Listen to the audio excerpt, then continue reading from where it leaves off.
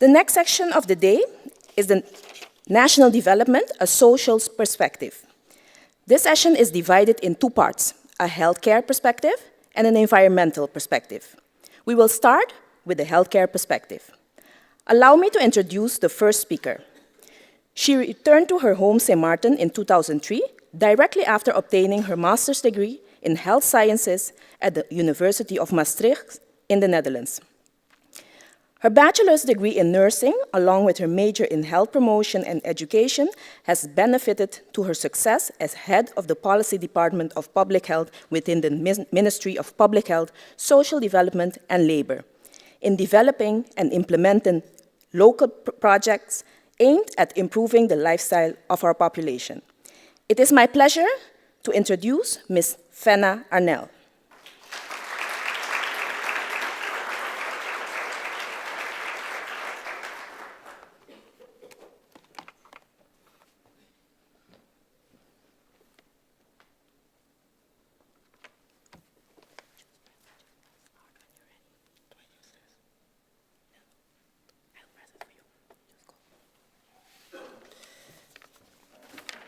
Good morning.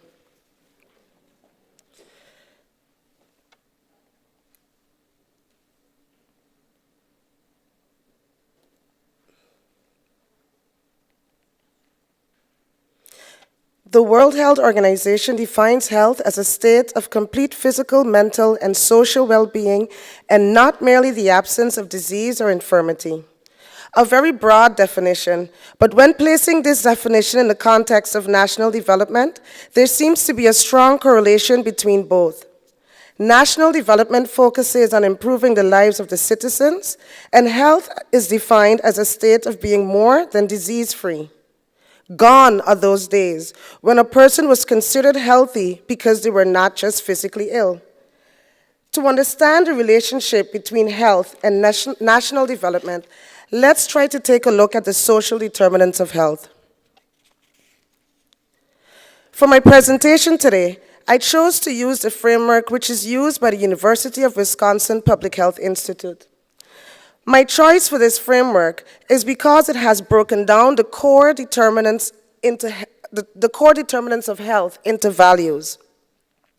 This framework indicates that 80% of the population's health is contributed to non-direct related health care. Mind you, this does not mean that access to quality health care is not important. It simply verifies that a population's health is for the most part influenced by the social economic factors, personal behaviors, and the quality of the environment in which they work, live, and socialize.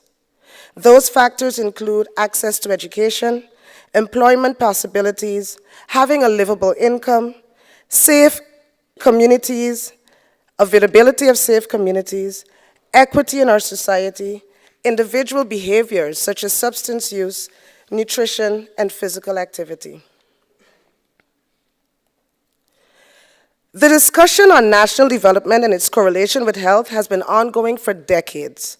The key factors usually included in National Development Plan, as described this morning, is the economy, social, infrastructure, and of course, healthcare. Economy of our population impacts the productivity of the labor force in multiple ways. In cases where individuals are too ill to work or are forced to remain at home because they have to provide for a sick family member, productivity at that time is zero. In events when a person is ill but can work, productivity is lower. So, in other words, sick is synonymous to less productivity. Continuous increasing cost associated to improving the quality of healthcare, notwithstanding the global reality of shortage of resources in healthcare, also has an influence on the economy. Our social makeup, health coverage. When the healthcare package does not focus or does not include services needed to prevent the onset of illnesses or to prevent worsening of illnesses, this becomes a financial burden for the family and then by the community. When we focus on our vulnerable groups, Our policies, are they aimed at securing equity in our community? Do they focus on the elderly? Do they focus on the mentally and physically challenged? Our infrastructure, how is access to affordable homes? How can we secure that the neighborhoods are safe? How can we secure that the neighborhoods support social and physical activity? Healthcare, access to quality health facilities and providers. How can we secure that those facilities that are needed are available on the island and affordable medication is available when needed? All of these factors and more define how developed your country really is. So how can we secure national development and simultaneously improve healthcare? The model on this screen, the planning cycle, makes collaborative planning seem so easy, but it's the most difficult to apply when working in teams and when working in multiple sectors. The main steps in planning constantly return. Review your data, assess existing programs, identify areas that must be addressed, define a plan for change, implement the change, and then the process starts over. But we need to begin the process of collecting necessary data. We need to begin the process of proper planning and defining clear indicators. And we must do this together. As my daughter always tells me, Ma, teamwork makes the dream work, and it's so true. A few local examples.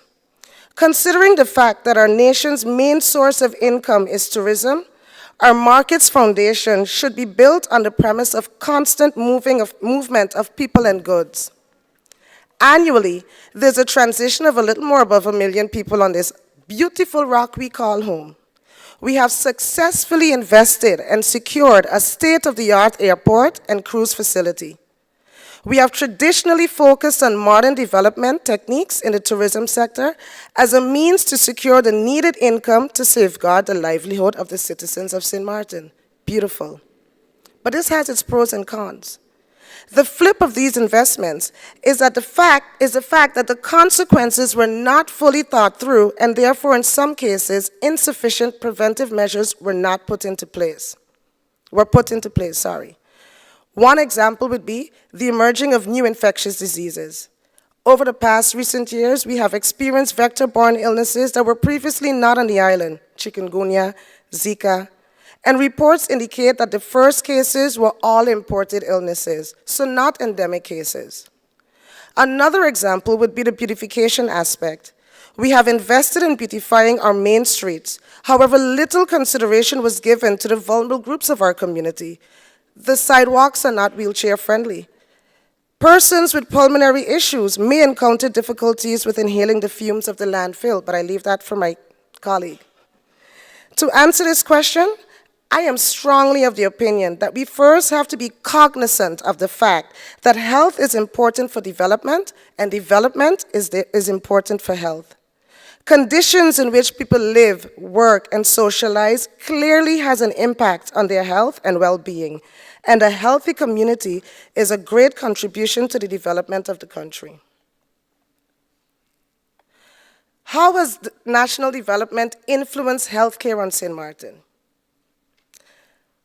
Using the most recent major development as a timeline, the change in our constitutional status, the following, these areas on the screen has been influenced immensely and quite fast. We can now say we have an Inspectorate of Health physically available on St. Martin, which means we are capable of analyzing and determining our quality of health if it's available and where we need to improve. We now have a responsibility to develop our own legislation and policy in order to form and improve our healthcare system. We have increased availability in intramural care. We now have our own mental health institution, which caters to the care for clients that were previously treated in Curacao. Prior to 2010, that was not possible.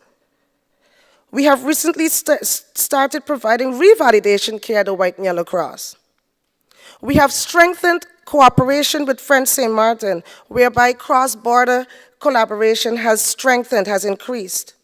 And we have recently strengthened our structured collaboration with the American University of the Caribbean. I chose to focus on the positives of that change in our development. So in conclusion, there's a popular saying that goes, there's no wealth without health. And I sometimes jokingly say, there's no health without wealth. And why do I say this? Just to name a few items a person needs in order for them to be considered healthy based on the WHO standards. Adequate home with all necessary amenities, running clean water, proper electricity, proper IT system, a job with a decent income, access to education, also a price tag, access to affordable, nutritious food, sufficient physical activity, access to affordable health care, social support for child and family care, and the list goes on and on. And every one of these items, besides probably physical activity, comes along with a price tag, be it for the individual directly or the community at large through government funds.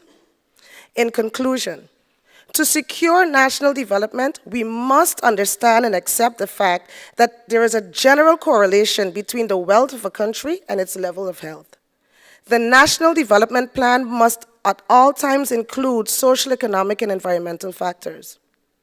Proper use of the various planning cycles should be used when developing, implementing, and evaluating the country's development plan. Improving the standards of health should be one of the primary aims of any development program because good health strengthens development, increases productivity, and strengthens people's capabilities to continue developing the country. Thank you.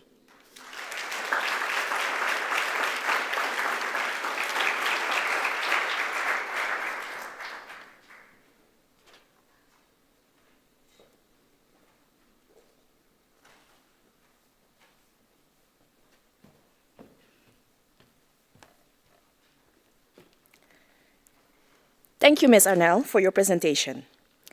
We move to the next speaker, who will shed some light on the environmental perspective. He was born on St. Martin to a St. Martin mother and a Belgian father. He attended the Sister Borgia School and graduated from the St. Dominic High School. He earned a bachelor's degree in international relations and NGO management from the University of South Florida and a master's degree from the Vrije Universiteit Amsterdam in environmental resource management with a specialty in coral reef ecosystems. He is currently the director for the St. Martin Nature Foundation, where he was instrumental in establishing the Man of War Shoal Marine Protected Area, St. Martin's first national park. It is my pleasure to introduce Mr. Tazio Barefoots.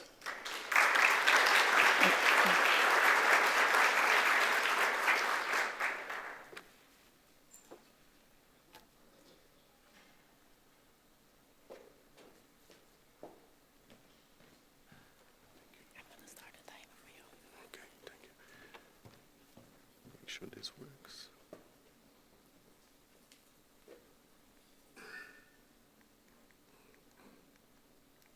Okay, good morning. It is a pleasure and a privilege to be here. I'm always thrilled to attend the Governor's Symposium and being invited here to speak by His Excellency. I'm now not only thrilled but also terribly nervous, so bear with me a little bit as I talk about conserving biodiversity towards securing our national development. So why is biodiversity conservation necessary for sustainable national development? Of course, it protects valuable species and ecosystems. It promotes a sense of national cohesion and identity, and it impacts human well-being through contributions to health, as my colleague explained, through agriculture, food security, environmental and natural resource management, land use, livelihoods, disaster management, arts, and culture, amongst many other things. Just a little pause, the picture that you see on this slide is actually one that was taken here many, many years ago, apparently. We've been having discussions in the office as to who the third gentleman is. We know one is Mr. Lake, one is Mr. DeHer, so if anybody knows who the third gentleman is, come and see me so that we can settle this discussion once and for all. We do have some common challenges. Lack of environmental education and outreach, of course. It is critical for us to instill that sense of environmental pride in our children, to make them aware of the issues that St. Martin has, not only related to protecting our biodiversity, but also issues such as waste management. There's also a need to establish the link between the economy and the environment and reshifting what it means to have economic growth. Instead of just focusing on unbridled and unrestrained development, it also has to have a sustainable focus. Also, we need to have respect for resources which are finite in nature. Fisheries, for example, are a finite resource. St. Martin is also a small area, so we can only develop so much without significantly impacting the environment. Sustainable waste management. I mean, I can swim around with fish and count coral and chase after monkeys as much as I want, but until we come to a solution to our serious waste management issues, we will not have true environmental protection on St. Martin. Similarly, we also need to establish a terrestrially protected area. On an island as small as St. Martin, it is impossible for us to only have a marine park. As much as I love the marine park, as much as it is my baby, but we also need to have an area on land that is protected and conserved as well. We need the support of our decision makers. I think that's more or less self-explanatory. And we need to support organizations that work very hard to ensure that we have sustainable development on St. Martin. I mean, I'm very lucky to have a board that is very supportive, a staff that works very hard, but we are also critically under capacity and underfunded. So some of the solutions: we need to create education and awareness. We need to acknowledge the importance of biodiversity conservation and resource management to the economy.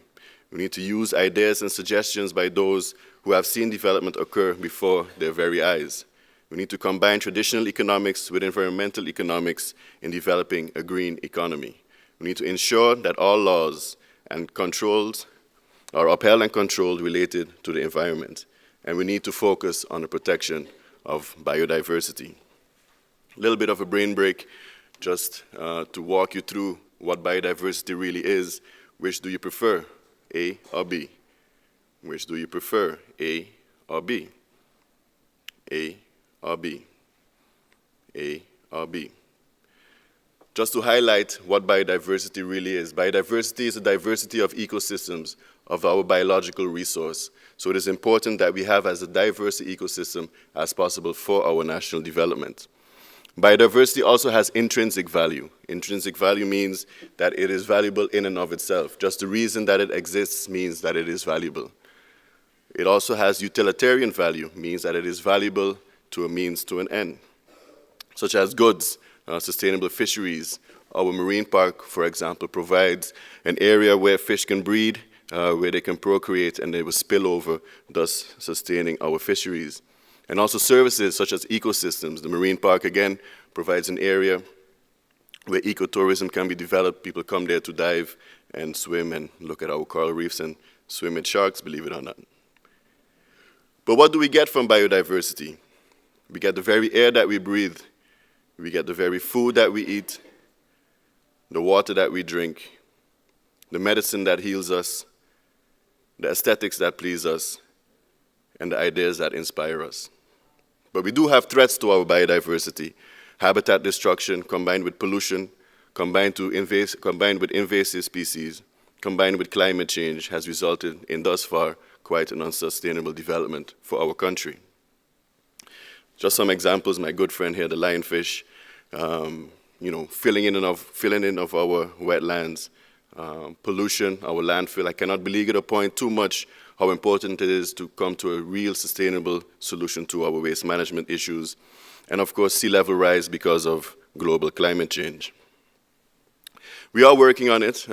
His Excellency has mentioned this Millennium Development Goals, which have kind of evolved into Sustainable Development Goals.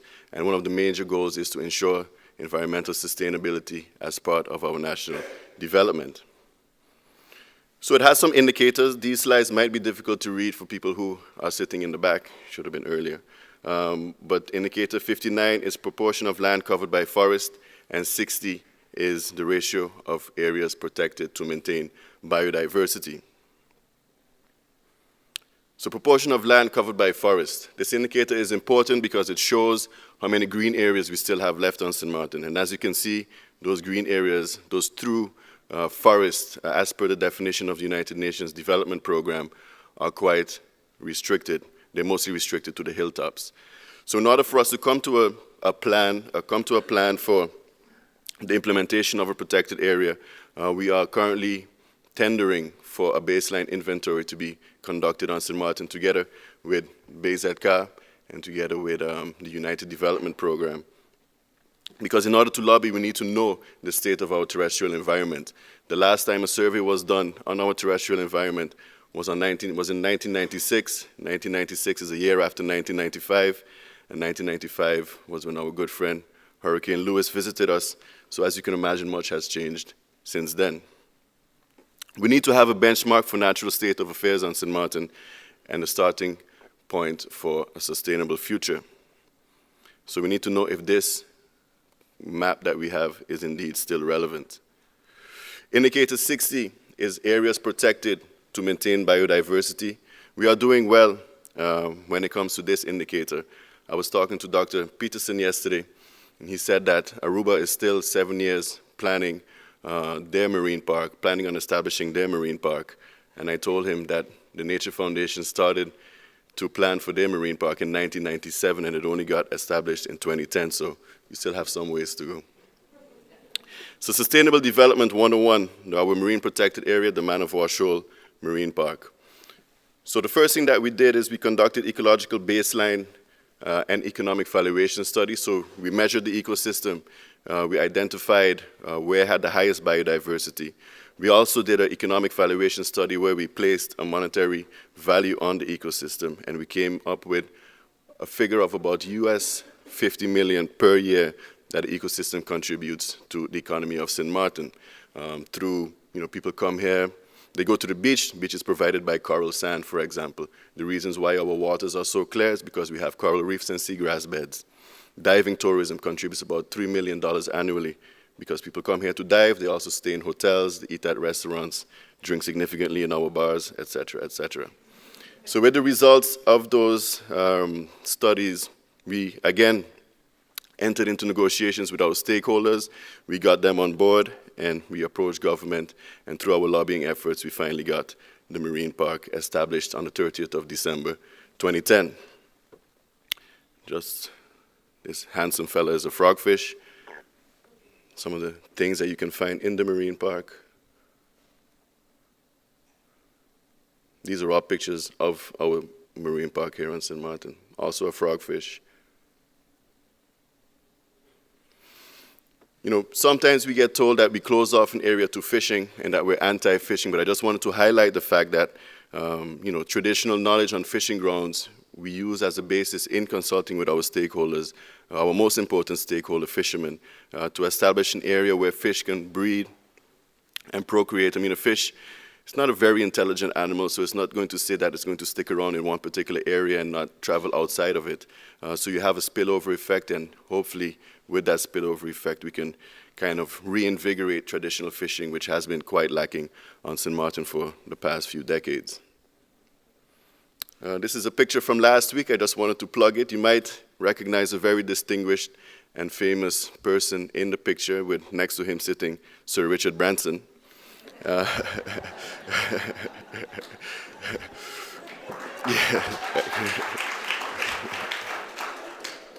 This was a meeting that was held last week on shark conservation. It was organized actually by the St. Martin government through the cabinet of Minister Arundel, with the Pew Charitable Trust, which is a huge NGO located in the United States, and with the Nature Foundation, which is a tiny NGO located in St. Martin, where government, and I would like to thank Prime Minister Marlin also for his contributions to the meeting.